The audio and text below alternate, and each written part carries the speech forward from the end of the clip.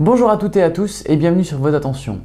Dans ma dernière vidéo, j'avais parlé de pourquoi on votait dimanche prochain et dans cette vidéo, je vais regarder avec vous comment on vote concrètement. Vote attention s'il vous plaît.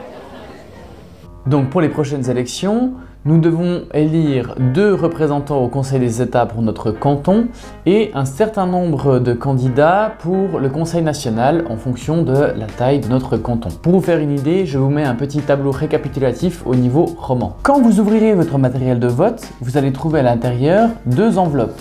Une pour les votations du Conseil national et une pour les votations du Conseil des États. Avec ces 2 enveloppes, vous trouverez des petits calepins correspondants avec les listes des différents candidats regroupés par parti politique. Pour le Conseil des États, ce sont des listes de 2 candidats et pour le Conseil national, ce sont des listes avec le nombre de candidats en fonction de votre canton. Donc pour le canton de Neuchâtel, il y a 4 candidats par parti.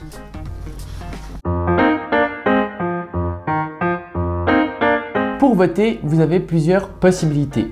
La première possibilité, c'est que vous choisissez la liste d'un parti. Par exemple, vous pouvez choisir la liste des Verts libéraux ou la liste de l'UDC ou la liste du Parti socialiste, peu importe ce que vous voulez. Dans ce cas-là, vous offrez une voix à chaque candidat qu'il y a sur la liste et vous offrez 4 voix au parti des gens qui sont sur cette liste. Par exemple, en choisissant la liste des Verts libéraux à Neuchâtel, je voterai pour ces 4 personnes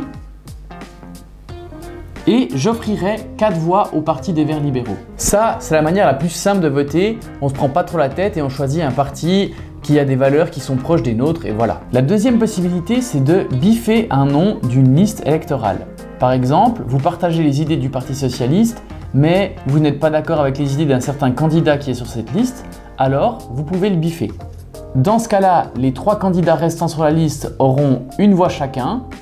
Par contre, le Parti socialiste aura tout de même 4 voix. La troisième possibilité, c'est de cumuler, c'est-à-dire de voter 2 fois pour la même personne. Oui, on peut voter 2 fois pour la même personne. Mais attention, 2 fois, pas plus. Par exemple, sur cette liste de l'UDC, malgré le fait que le canton de Neuchâtel doive élire 4 personnes au Conseil national, l'UDC ne propose que 2 candidats.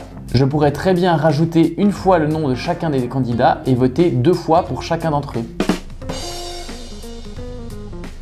La 4e possibilité, c'est ce qu'on appelle le panachage.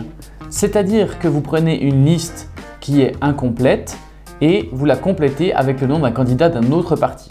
Par exemple, sur cette liste du PDC, il n'y a que 3 candidats, alors je peux rajouter un candidat d'un autre parti, comme ceci. Et évidemment, vous pouvez faire toutes ces choses en même temps. Vous pouvez prendre une liste où il y a 4 candidats, en tracer un, en rajouter un d'un autre parti ou même voter une 2e fois pour quelqu'un qui est déjà sur la liste. La dernière possibilité, c'est de voter sur les listes vierges qui se trouvent à la fin de chacun des bulletins.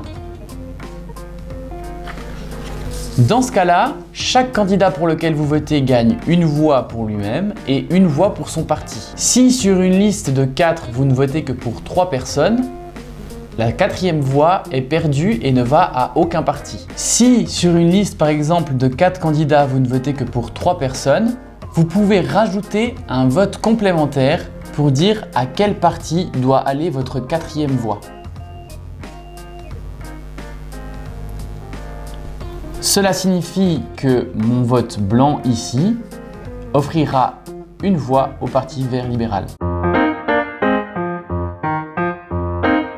Finalement, lors du dépouillement, on va d'abord compter les voix recueillies par chaque parti. Pour prendre un exemple concret, imaginons que pour le canton de Zurich, pour les 35 sièges qu'il y a au Conseil national, la répartition des suffrages pour les partis se fait de manière suivante. Dans ce cas-là, l'UDC récolterait 30% des sièges disponibles, le PS récolterait 18% des sièges disponibles, le PLR 16%, etc., etc. Une fois qu'on sait le nombre de sièges obtenus par chaque parti politique, on va regarder quel candidat a obtenu le plus de votes et ce sont ces candidats-là qui auront un siège au Conseil national ou au Conseil des États. Je sais que les explications sont un peu compliquées et c'est parce que le sujet est un peu compliqué, alors n'hésitez pas à me poser plus de questions en commentaire. Et évidemment, j'essaierai d'y répondre le plus rapidement possible. J'espère que cette vidéo vous aura plu. N'hésitez pas à la liker, à la partager et évidemment à vous abonner.